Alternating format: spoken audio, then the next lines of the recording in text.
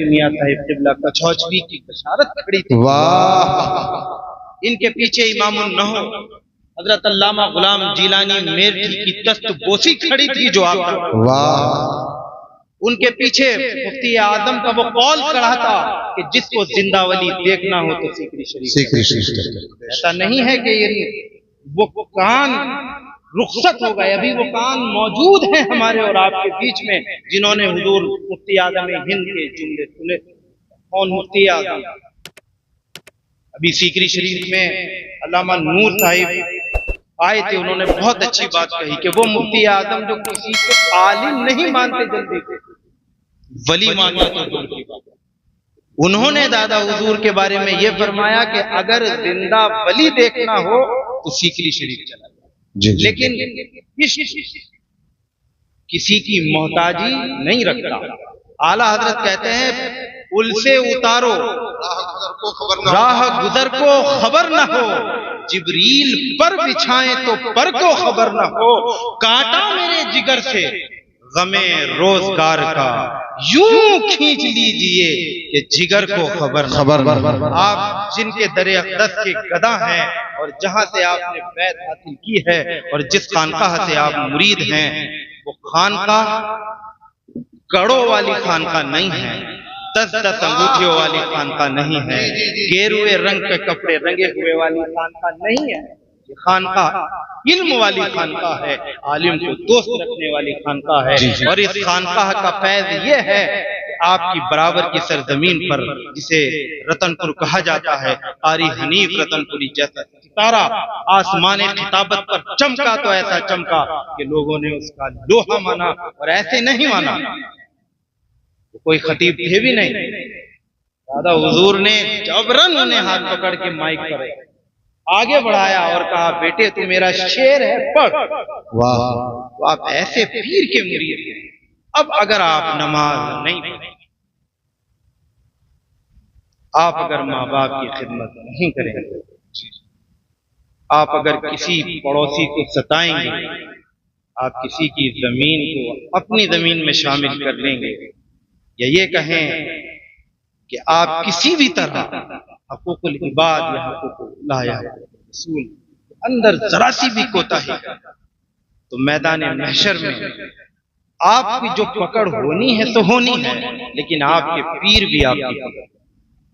آپ بہت فتنوں سے محفوظ ہیں. یہ صابری بلبل کی کرامت ہے جو ہم اس علاقے میں دیکھتے ہیں.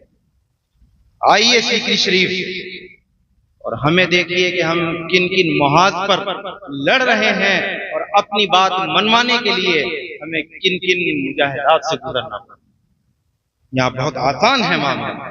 آپ کو صرف نماز پڑھنی ہے، آپ کو صرف شریعت کی معلومات کسی اچھے عالم سے جا کر کے حاصل کرنی ہے اور اماموں کی قدر کرنی ہے. دیکھیے جس بستی کا امام پریشان ہوگا، اگر امام پریشان ہے اور کسی صاحب کے 10 ٹرک چل رہے ہیں، 10 ٹائرہ ٹرک چل رہے ہیں، 20 ٹائرہ ٹرک چل رہے ہیں اور امام پریشان ہے، تو ان ٹرکوں کے چلنے کا کوئی فائدہ اخروی زندگی میں نہیں ہے.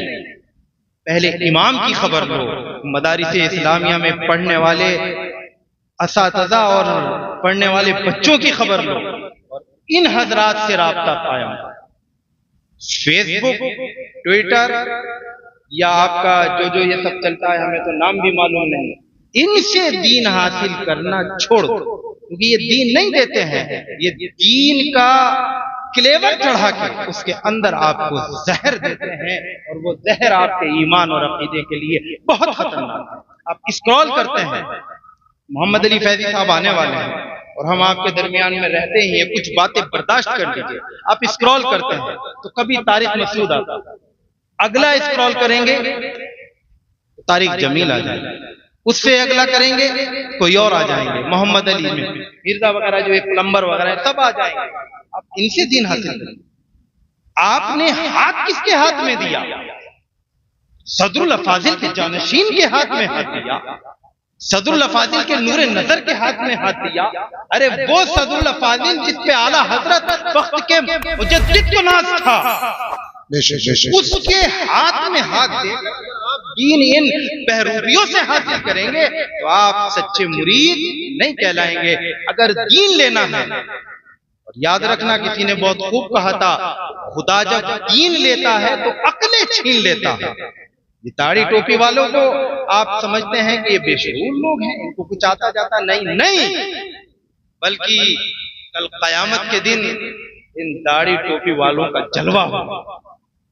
کئی ہزار سال پہلے عام لوگوں سے جنت میں جائیں گے، یہ اللہ کے رسول کے دین کی خدمت کر رہے ہیں۔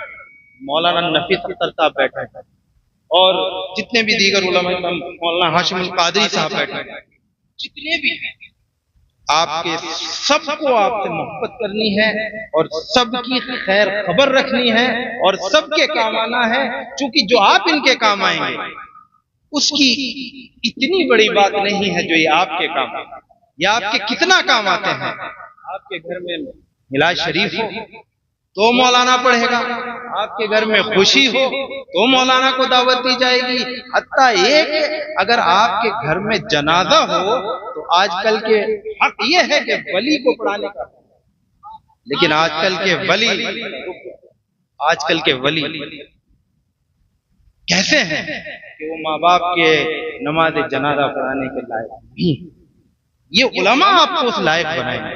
بہرحال، اور یہ جو آپ رونق دیکھ رہے ہیں، یہ اس کمیٹی کی کاوش کو میں دل سے اور نم آنکھوں سے سلامی دینا چاہتا ہوں کہ یہ پہلا جلسہ انہوں نے بنام پیغام صابری بلبل، اور یہ جلسہ نہیں لگ رہا ہے تو یہ دادا حضور کا جو عرس لگ رہا ہے، یہ رونق یہ بہار ہے، اور ایسا لگ رہا ہے، بخدا ایسا لگ رہا ہے کہ اس جلسے میں دادا حضور بھی موجود ہیں، تایا حضور بھی موجود ہیں، والد گرامی بھی موجود ہیں، علی حسین میاں صاحب بھی موجود ہیں۔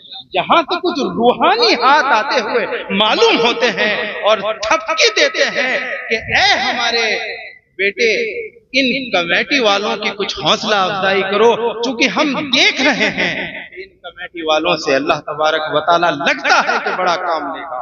اس میں بلال بھائی میں دیکھ رہا ہوں، اور جس کا نام نہ لیا جائے وہ یہ نہ سمجھے کہ ہمارا نام نہیں لیا گیا، چونکہ جس کا نام لیا گیا یا نہیں لیا گیا، اللہ تبارک و تعالیٰ نے اس کے حصے کی جو نیکیاں لکھ دی ہیں اس کے نامہ اعمال میں لکھی جا چکی ہیں۔ آپ پکے صابری ہیں، آپ پکے لطیفی ہیں، تو بس ہم بھیک مانگ رہے ہیں آپ سے، دامن کو پھیلا رہے ہیں کہ اپنا حال اور اپنا تخلیہ ایسا بنا لو کہ آپ کو صابری کہنے والا کوئی بھی ہو تو وہ حقیقی